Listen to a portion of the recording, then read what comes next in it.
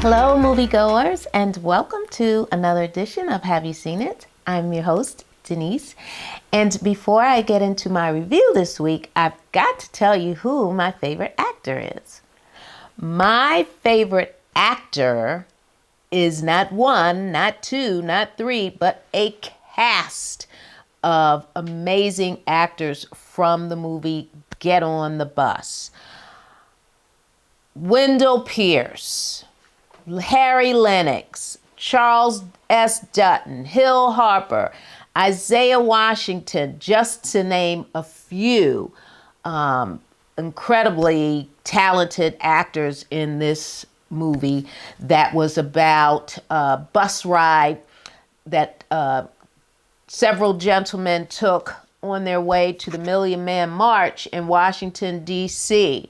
And as I watched this particular clip, it's called The Black Republican, I couldn't help but, feel some kind of way when I saw a few of the actors who have since passed away since starring in that movie. Ossie Davis, Andre Braugher, Bernie Mac, and Thomas Jefferson Byrd. Incredible movie, and I couldn't choose one actor, so I chose the entire cast from the movie Get on the Bus. All right, folks, I'm going to jump into my review, and my review this week is the movie The Invite. Now, I must tell you, this movie was not on my radar. I believe I was looking for another movie to view at the theater, but that movie, for some reason, I think it, just did not work with my schedule. And so I saw The Invite. I looked, at the cast, and I said, okay, I think I can check this movie out. So The Invite stars Seth Rogen, Olivia Wilde, Penelope Cruz, and Edward Norton. And Olivia Wilde also directed this film. All right, so this film is about a married couple played by Seth Rogen and Olivia Wilde. They play Joe and Angela, and the movie takes place in San Francisco. She is an art teacher or art dealer who really has not reached her potential. So she's, at this point in the film, she's just a stay-at-home wife who spends most of her time redecorating their apartment slash townhome. And Joe is a gentleman who is a band director at a conservatory school, but he was once a member of a band that kind of became defunct. And so he's kind of put that on the shelf and really, really thinks about that career that could have been, but he's just kind of in a woe is me situation. So when the movie starts, he's on his way home from work, and he uses several modes of transportation, one of those being a foldable bike that is clearly too small for him riding the streets of San Francisco. So I thought that was a little odd. And so when he gets home, of course, he's exhausted from all of, his commute. And he gets home and his wife is, running about getting ready for a dinner party that he knew nothing about. Apparently, she told him, but, in a text, and he didn't get the text. So she is preparing this dinner party for the couple who lives upstairs. And the couple that lives upstairs is played by Penelope Cruz and Edward Norton, and they are Pina and Hawk. And so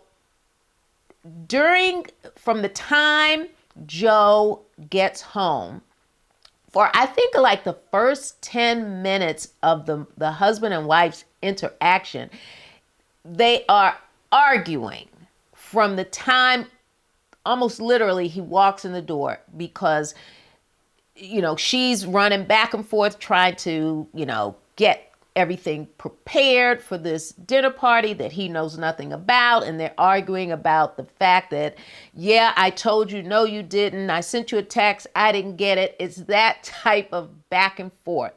And so he really doesn't want to entertain this couple because they are quite a noisy pair. And so every night at odd hours of the night, they hear this couple upstairs having sex. And it's pretty loud, and it's just annoying to the point where they feel like they're in the same room with them. It's that loud and raucous. And so when the couple does finally come down for this dinner party, the couple has a reason for accepting this invitation, of which we find out a little bit later in the film. But once they kind of introduce themselves, or kind of reintroduce themselves, I think they've kind of maybe seen each other in the elevator here or there or whatever, the couple from upstairs realizes that this marriage has a lot going on. And this couple is really butting heads in a way that is making them uncomfortable. And so once they've kind of broken the ice initially and get to talking, about, what they do for a living, where they're from, the regular chit chat, the couple from upstairs tells them why they accepted the invitation. So I'm not going to spoil that part for you. You're going to have to go to the theater to find out, because I was like, whoa, because Joe, is really annoyed about this whole dinner party situation to begin with. So, he's given some really weird vibes, to his guests. And he finally says, you guys are like the noisiest people I've ever heard. What's up with that? You're keeping us up late at night, blah, blah, blah. Got to get up and go to work in the morning, blah, blah, blah. So then that is when a little bit more information is revealed. So in this movie, you have a lot of what the hell situations, a lot of what the hell dialogue going on between these two couples. And so once they get a little tequila in them and a little, smoking a little bit of marijuana, some of these defenses are kind of, let down. Our guard is down a little bit more, and we can speak a little bit more freely about where we're coming from as neighbors and what we hope to achieve as neighbors. And so Hawk is a widower, I will tell you that, and Pina is a sexologist. So the conversations that the two couples have are quite interesting.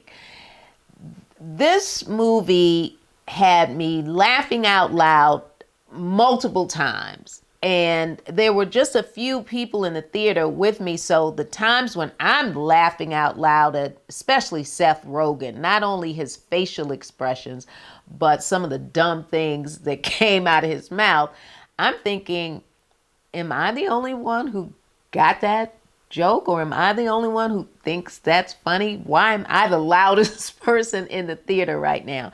So I'll tell you, this is a movie for adults, okay? Having adult conversations, adults who are communicating on a level that may not be traditional. If you're having folks over for a dinner party and you're getting to know your neighbors, you might not have this type of conversation. So I'm going to leave that there and check it out. I don't know how long it's been in the theaters because, again, I kind of just stumbled upon it.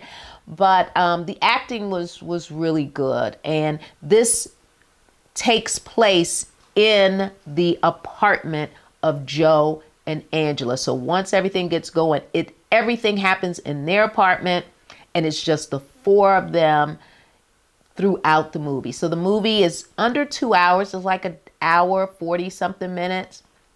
But I enjoyed it. It was different. Different. All right, folks, I am going to jump into my Nailed It. And my Nailed It this week comes from one of my favorite movies that I watched again the other night for the 100th time.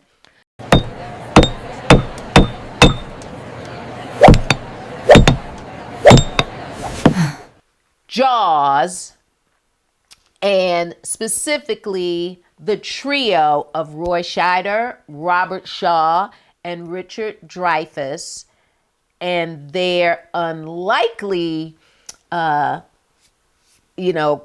getting together to, of course, kill this shark. So you've got this contentious energy going on that boat. And yes, they did need a bigger boat, but you've got a chief of police, you've got an arrogant and gritty seafarer, and you've got a marine biologist. You put those three together and you go and get that shark. They were quite the trio, and the casting I thought was chef's kiss. So my Nailed It is the trio of Roy Scheider, Robert Shaw, and Richard Dreyfuss from the movie Jaws. All right, folks, you can subscribe to my YouTube channel. Make sure you hit that like button because it really does help the channel grow. And I am also available on BlueSky at HYSI. All right, moviegoers, you know what to do. I need you to see a movie because I'm going to see a movie. See you next week. Bye-bye.